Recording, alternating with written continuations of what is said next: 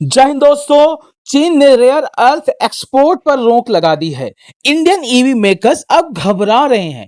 क्या ये सिर्फ एक सप्लाई शॉक है या चीन का जियो इकोनॉमिक हमला? क्या भारत इस वॉर में टिक पाएगा दोस्तों? तो नमस्कार, मैं देवकी नंदन पांडे आप सभी का स्वागत करता हूं इस बेहद जरूरी विश्लेषण में। तो चलिए सबसे पहले समझते हैं रेयर अर्थ एलिमेंट्स है क्या। दोस्तों ये वो अनमोल धातुएं हैं जो हर आधुनिक मशीन में जान डालती हैं। इनका नाम जरूर रेयर है लेकिन असली मुश्किल है इन्हें निकालना और प्रोसेस करना। उदाहरण के लिए जैसे नियोडीमियम यानी ईवी की मोटर्स में मैग्नेट के लिए उपयोग होता है, एक रेयर अर्थ एलिमेंट्स है। दूसरा एक एलिमेंट्स है डाइस प्रोसियम यानी हाई टेम्परेचर मोटर्स में इसका उपयोग होता है। तीसरा है समारियम यानी सैटेलाइट और रक्षा सिस्टम में इनका उपयोग होता है। और चौंकाने वाली सबसे महत्वपूर्ण बात यह है दोस्तों, 1 टन रेयर अर्थ निकालने के लिए 200 टन टॉक्सिक कचरा निकलता है। इससे एनवायरनमेंट को बहुत ज्यादा इफेक्ट होता, नुकसान होता है। तो क्वेश्चन क्या उठता है, दुनिया में सबसे ज्यादा रेयर अर्थ एलिमेंट किसके पास हैं? दोस्तों चाइना यानी 44 मिलियन टन, दुनिया का 38% रेयर एलिमेंट चाइना में ही पाया जाता है। दूसरा भारत यानी 6.9 मिलियन टन तीसरे नंबर पर है भारत दोस्तों।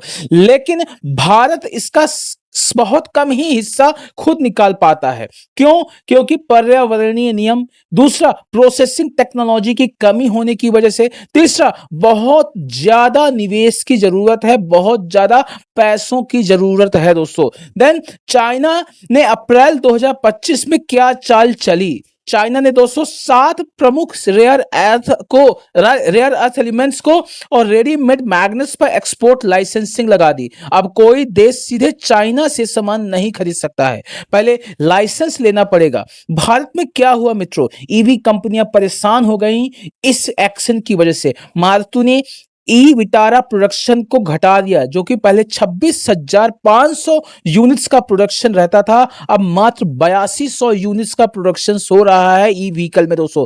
नेक्स्ट टाटा, महिंद्रा, ओला, बजाज, इसे सारी कंपनियां बहुत ज्यादा प्रभावित हो गई हैं। इवन दोस्तों मोबाइल, टीवी, सैटेलाइट प्रोडक्शन भी भारत का हिल गया है दोस्तों। तो चाइना का असली मकसद है क्या? चाइना क्यों तंग कर रहा है भारत को? क्या चाइना सिर्फ ट्रेड कर रहा है या दबाव बना रहा है दोस्तों?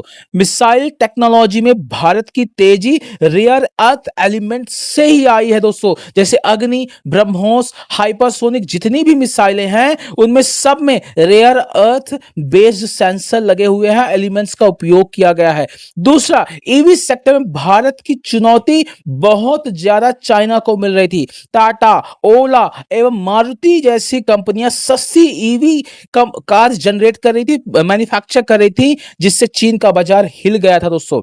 नेक्स्ट, रेयर अर्थ की रोक भारत की टेक्नोलॉजी और आत्मनिर्भरता को स्लो डाउन करने की चाइना की बहुत बड़ी चाल है दोस्तों। तो क्या यह जियो इकोनॉमिक युद्ध है?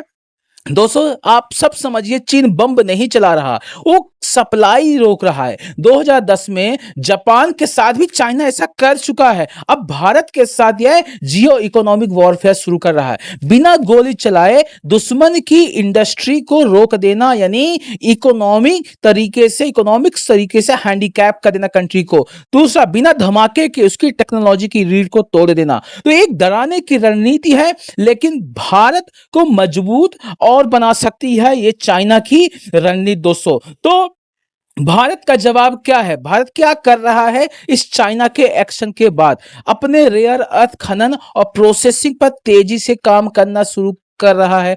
निजी और सरकारी कंपनियां संयुक्त मिशन में हैं। इसरो और डीआरडीओ तक घरेलू विकल्पों पर जोर है। ऑस्ट्रेलिया, वियतनाम जैसे नए पार्टनर से स्ट्रैटेजिक डील्स हुई दोस्तों। तो निष्कर्ष क्या है दोस्तों? चीन की यह पाबंदी भारत को आत्मनिर्भर बनने पे मजबूर कर रही है। ये सिर्फ एक ट्रेड वॉर नहीं है मित्रों, बल्कि भविष्य की टेक्नोलॉजी वॉर है दोस्तों। तो अब सवाल आपसे दोस्तों, क्या भारत को रेयर अर्थ में भी आत्मनिर्भर बनना चाहिए? तो पोल में हिस्सा लें, कमेंट करें, इस वीडियो को लाइक और शेयर जरूर करें। जय हिंद, मिलते हैं अगले वीडियो में दोस्तों।